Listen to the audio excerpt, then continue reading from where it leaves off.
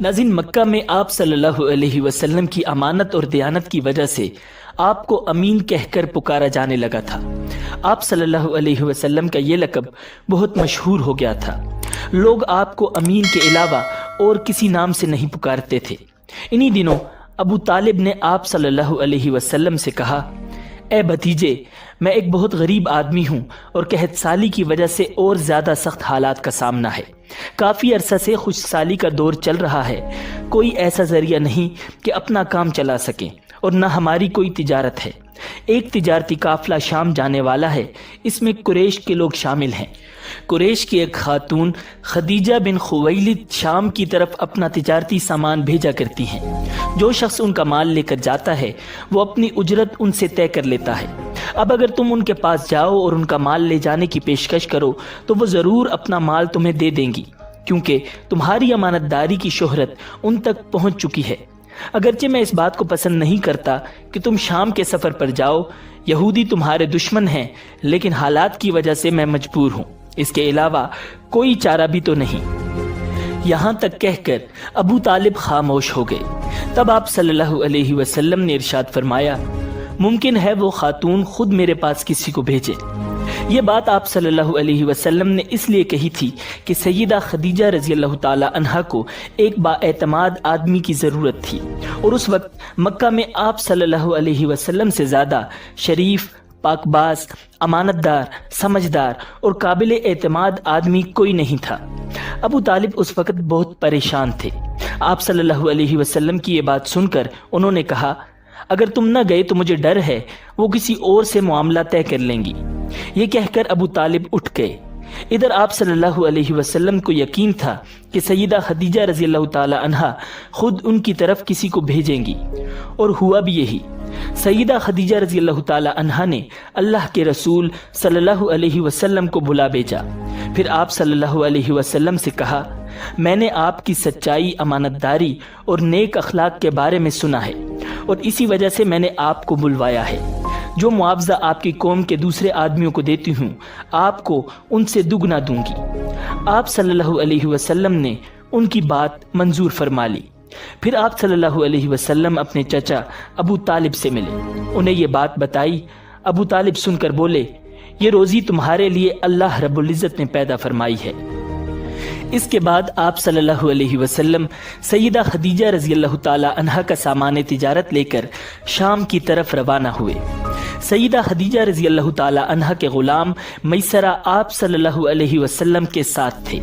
روانگی کے وقت حضرت خدیجہ رضی اللہ تعالی عنہا نے میسرہ سے کہا، کسی معاملے میں ان کی نافرمانی نہ کرنا، جو یہ کہیں وہی کرنا، ان کی رائے سے اختلاف نہ کرنا۔ آپ صلی اللہ علیہ وسلم کے سب چچاؤں نے قافلے والوں سے آپ کی خبرگیری رکھنے کی درخواست کی۔ اس کی وجہ یہ بھی تھی کہ ذمہ داری کے لحاظ سے یہ آپ صلی اللہ علیہ وسلم کا پہلا تجارتی سفر تھا۔ گویا آپ صلی اللہ علیہ وسلم اس کام میں بالکل نئے تھے۔ ادھر آپ روانہ ہوئے، ادھر آپ صلی اللہ علیہ وسلم کے معجزات شروع ہو گئے۔ ایک بدلی نے آپ صلی اللہ علیہ وسلم کے اوپر سایہ کر لیا۔ آپ صلی اللہ علیہ وسلم کے ساتھ ساتھ چلنے لگی۔ جب آپ صلی اللہ علیہ وسلم شام پہنچے تو بصرہ شہر کے بازار میں ایک درخت کے سائے میں اترے۔ یہ درخت ایک عیسائی راہب نستورہ کی خانقاہ کے سامنے تھا۔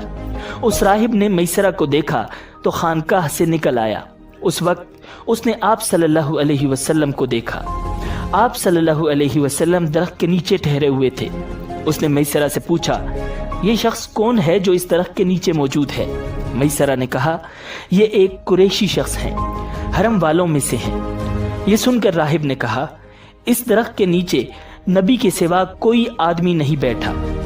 مطلب یہ تھا کہ اس درخت کے نیچے آج تک کوئی شخص نہیں بیٹھا۔ اللہ تعالیٰ نے اس درخت کو ہمیشہ اس سے بچایا ہے کہ اس کے نیچے نبی کے سوا کوئی دوسرا شخص بیٹھے۔ اس کے بعد اس نے میسرہ سے پوچھا، کیا ان کی آنکھوں میں سرخی ہے؟ میسرہ نے جواب دیا، ہاں بالکل ہے، اور یہ سرخی ان کی آنکھوں میں مستقل رہتی ہے۔ اب نستورہ نے کہا، یہ وہی ہیں۔ میسرہ نے حیران ہو کر اس کی طرف دیکھا اور بولے، کیا مطلب یہ وہی ہیں؟ کون وہی؟ یہ آخری پیغمبر ہیں۔ کاش میں وہ زمانہ پا سکتا جب انہیں ظہور کا حکم ملے گا، यानी जब उन्हें नबूवत मिलेगी। इसके बाद वो चुपके से आप सल्लल्लाहु अलैहि वसल्लम के पास पहुंचा। पहले तो उसने आप सल्लल्लाहु अलैहि वसल्लम के सर को बोसा दिया, फिर आप सल्लल्लाहु अलैहि वसल्लम के कदमों को बोसा दिया और बोला, मैं आप पर ईमान लाता हूँ और गवाही देता हूँ कि आप सल्लल्लाहु अलैहि वसल्लम वही हैं जिनका जिक्र अल्लाह ताला ने तौरात में फरमाया है।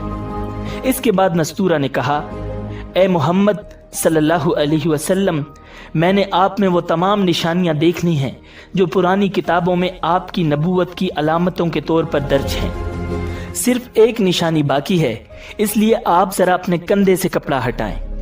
आप सल्लल्लाहु अलैहि वसल्लम ने अपने शाना मुबारक से कपड़ा हटा दिया। तब नस्तूरा ने वहां मोहरे नबूवत को जगमगाते देखा। वो फौरन मोहरे नबूवत को चूमने के लिए झुक गया, फिर बोला, मैं गवाही देता हूं कि अल्लाह ताला के सिवा कोई इबादत के लायक नहीं, और मैं गवाही देता हूं कि आप सल्लल्लाहु अलैहि वसल्लम अल्लाह ताला के पैगंबर हैं। आपके बारे में हजरत ईसा इब्ने मरियम अलैहिस्सलाम ने खुशखबरी दी थी और उन्होंने कहा था, मेरे बाद इस दरख्त के नीचे कोई नहीं बैठेगा सिवाय उस पैगंबर के जो उम्मी यानी अनपढ़, हाशमी, अरबी और मक्की यानी मक्का के रहने वाले होंगे। कयामत में हौज़े कौसर और शिफात वाले होंगे। नाज़रीन, इस वाक़े के बाद आप सल्लल्लाहु अलैहि वसल्लम बसरा के बाजार तशरीफ ले गए। वहां आप सल्लल्लाहु अलैहि वसल्लम ने माल फरोख्त किया जो साथ लाए थे और कुछ चीजें खरीदी। इस खरीदो फरोख्त के दौरान एक शख्स ने आप सल्लल्लाहु अलैहि वसल्लम से कुछ झगड़ा किया और बोला, लात और उज़्ज़ा की कसम खाओ। आप सल्लल्लाहु अलैहि वसल्लम ने इरशाद फरमाया, मैंने इन बुतों के नाम पर कभी कसम नहीं खाई। आप सल्लल्लाहु अलैहि वसल्लम का ये जुमला सुनकर वो शख्स चौंक उठा। शायद वो गुज़िश्ता आसमानी किताब का कोई आलिम था और उसने आप सल्लल्लाहु अलैहि वसल्लम को पहचान लिया था। चुनांचे बोला, आप ठीक कहते हैं। इसके बाद उसने मैसरा से अलहदगी में मुलाकात की। कहने लगा, मैसरा, ये नबी हैं। कसम है उस जात की जिसके हाथ में मेरी जान है, ये वही है जिनका जिक्र हमारे राहिब अपनी किताबों में पाते हैं। मैसरा ने उसकी इस बात को जहन नशीन कर लिया। रास्ते में एक और वाक़या पेश आया। सईदा खदीजा रज़ियल्लाहु ताला अन्हा के 2 ऊंट बहुत ज्यादा थक गए थे और चलने के काबिल न रहे। उनकी वजह से मैसरा काफले के पीछे रह गया। नबी अकरम सल्लल्लाहु अलैहि वसल्लम काफले के अगले हिस्से में थे। मैसरा इन ऊंटों की वजह से परेशान हुआ तो दौड़ता हुआ अगले हिस्से की तरफ आया और अपनी परेशानी के बारे में आप सल्लल्लाहु अलैहि वसल्लम को बताया। आप उसके साथ उन दोनों ऊंटों के पास तशरीफ लाए, उनकी कमर और पिछले हिस्से पर हाथ फेरा, कुछ पढ़कर दम किया। आपका ऐसा करना था कि ऊंट उसी वक्त ठीक हो गए और इस कदर तेज चले कि काफले के अगले हिस्से में पहुंच गए। अब वो मुंह से आवाजें निकाल रहे थे और चलने में जोशो खरोश का इजहार कर रहे थे। फिर काफले वालों ने अपना सामान फरोख्त किया। इस बार इन्हें इतना मुनाफा हुआ कि पहले कभी नहीं हुआ था। चुनांचे मैसरा ने आपसे कहा, ए मोहम्मद, हम साल साल से सैयदा खदीजा के लिए तिजारत कर रहे हैं, मगर इतना जबरदस्त नफा हमें कभी नहीं हुआ जितना इस बार हुआ है। आखिर काफला वापस मक्का की तरफ रवाना हुआ। मैसरा ने इस दौरान साफ तौर पर यह बात देखी कि जब गर्मी का वक्त होता था और नबी अकरम सल्लल्लाहु अलैहि वसल्लम अपने ऊंट पर होते थे तो 2 फरिश्ते धूप से बचाने के लिए आप पर साया किए रहते थे। इन तमाम बातों की वजह से मैसरा के दिल में आपकी मोहब्बत घर कर गई और यूं लगने लगा जैसे वो आपका गुलाम हो। आप सल्लल्लाहु अलैहि वसल्लम दोपहर के वक्त मक्का में दाखिल हुए। आप बाकी काफिले से पहले पहुंच गए थे। आप सीधे हजरत खदीजा रज़ियल्लाहु ताला अन्हा के घर पहुंचे। वो उस वक्त चंद औरतों के साथ बैठी थी। उन्होंने दूर से आपको देख लिया था। आप ऊंट पर सवार थे और 2 फरिश्ते आप पर साया किए हुए थे। हजरत खदीजा रज़ियल्लाहु ताला अन्हा ने यह मंजर दूसरी औरतों को भी दिखाया। वो सब बहुत हैरान हुई। अब आप सल्लल्लाहु अलैहि वसल्लम ने हजरत खदीजा रज़ियल्लाहु ताला अन्हा को तिजारत के हालात सुनाए, मुनाफा के बारे में बताया। इस मर्तबा पहले की निस्बत दुगना मुनाफा हुआ था। हजरत खदीजा रज़ियल्लाहु ताला अन्हा बहुत खुश हुई। उन्होंने पूछा, मैसरा कहाँ है? आप सल्लल्लाहु अलैहि वसल्लम ने बताया, वो अभी पीछे है। ये सुनकर सैयदा ने कहा, आप फौरन उसके पास जाइए اور اسے جلد از جلد میرے پاس لائیے۔ آپ صلی اللہ علیہ وسلم واپس روانہ ہوئے۔ حضرت خدیجہ رضی اللہ تعالی عنہا نے دراصل آپ کو اس لیے بھیجا تھا کہ وہ پھر سے وہی منظر دیکھنا چاہتی تھی، جاننا چاہتی تھی کہ کیا اب بھی فرشتے ان پر سایہ کرتے ہیں یا نہیں۔ جو ہی آپ روانہ ہوئے، یہ اپنے مکان کے اوپر چڑھ گئیں اور وہاں آپ کو دیکھنے لگیں۔ آپ صلی اللہ علیہ وسلم کی شان اب بھی وہی نظر آئی۔ اب انہیں یقین ہو گیا کہ ان کی آنکھوں نے دھوکہ نہیں کھایا۔ کچھ دیر بعد آپ صلی اللہ علیہ وسلم میسرہ کے ساتھ ان کے پاس پہنچ گئے۔ حضرت خدیجہ رضی اللہ تعالی عنہا نے میسرہ سے کہا، میں نے ان پر 2 فرشتوں کو سایہ کرتے ہوئے دیکھا ہے، کیا تم نے بھی کوئی ایسا منظر دیکھا ہے؟ جواب میں میسرہ نے کہا، میں تو یہ منظر اس وقت سے دیکھ رہا ہوں جب قافلہ یہاں سے شام جانے کے لیے روانہ ہوا تھا۔ اس کے بعد میسرہ نے نستورہ سے ملاقات کا حال سنایا۔ دوسرے آدمی نے جو کہا تھا وہ بھی بتایا، جس نے لات اور عزا کی قسم کھانے کے لیے کہا تھا، پھر اونٹوں والا واقعہ بتایا۔ یہ تمام باتیں سننے کے بعد سیدہ خدیجہ رضی اللہ تعالی عنہا نے آپ کو طے شدہ اجرت سے دگنا دی، جبکہ طے شدہ اجرت پہلے ہی دوسرے لوگوں کی نسبت دگنا تھی۔ ان تمام باتوں سے سیدہ خدیجہ رضی اللہ تعالی عنہا بہت حیران ہوئیں۔ اب وہ اپنے چچا زاد بھائی ورقہ بن نوفل سے ملی۔ یہ پچھلی کتابوں کے عالم تھے۔ سیدہ خدیجہ رضی اللہ تعالی عنہا نے انہیں جو کچھ خود دیکھا اور میسرہ کی زبانی سنا تھا وہ سب کہہ سنایا۔ ورقہ بن نوفل اس وقت عیسائی مذہب سے تعلق رکھتے تھے، اس سے پہلے وہ یہودی تھے۔ سیدہ خدیجہ رضی اللہ تعالی عنہا کی تمام باتیں سن کر ورقہ بن نوفل نے کہا، خدیجہ، اگر یہ باتیں سچ ہیں تو سمجھ لو محمد اس امت کے نبی ہیں۔ میں یہ بات جان چکا ہوں کہ وہ اس امت کے ہونے والے نبی ہیں۔ دنیا کو انہی کا انتظار تھا، یہی ان کا زمانہ ہے۔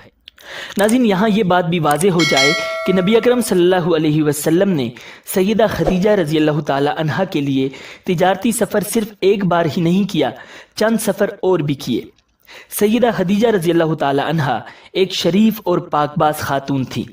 نسب کے اعتبار سے بھی قریش میں سب سے اعلیٰ تھیں۔ انہیں قریش کی سیدہ کہا جاتا تھا۔ قوم کے بہت سے لوگ ان سے نکاح کے خواہش مند تھے۔ کئی نوجوانوں کے پیغام ان تک پہنچ چکے تھے، لیکن انہوں نے کسی کے پیغام کو قبول نہیں کیا تھا۔ نبی اکرم صلی اللہ علیہ وسلم تجارت کے سفر سے واپس آئے تو آپ صلی اللہ علیہ وسلم کی خصوصیات دیکھ کر اور آپ کی باتیں سن کر وہ آپ صلی اللہ علیہ وسلم سے بہت زیادہ متاثر ہو چکی تھیں۔ لہٰذا انہوں نے نفیسہ نامی ایک خاتون کو آپ صلی اللہ علیہ وسلم کی خدمت میں بھیجا۔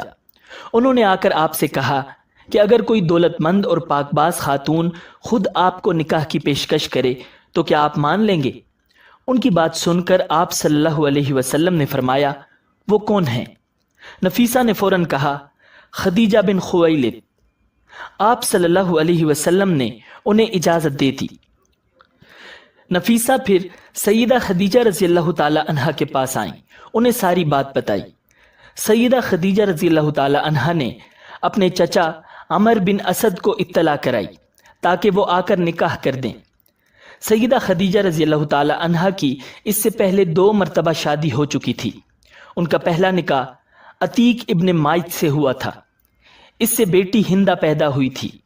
عتیق کے فوت ہو جانے کے بعد سیدہ کا دوسرا نکاح ابو حالہ نامی شخص سے ہوا تھا۔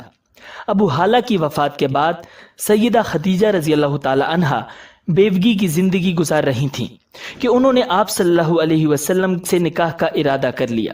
اس وقت سیدہ کی عمر 40 سال کے لگ بھگ تھی۔ ناظرین، سیدہ خدیجہ رضی اللہ تعالی عنہا کے چچا عمر بن اسد وہاں پہنچ گئے۔ ادھر نبی اکرم صلی اللہ علیہ وسلم بھی اپنے چچاؤں کو لے کر پہنچ گئے۔ نکاح کس نے پڑھایا، اس بارے میں روایات مختلف ہیں۔ ایک روایت یہ ہے کہ یہ نکاح چچا ابو طالب نے پڑھایا تھا۔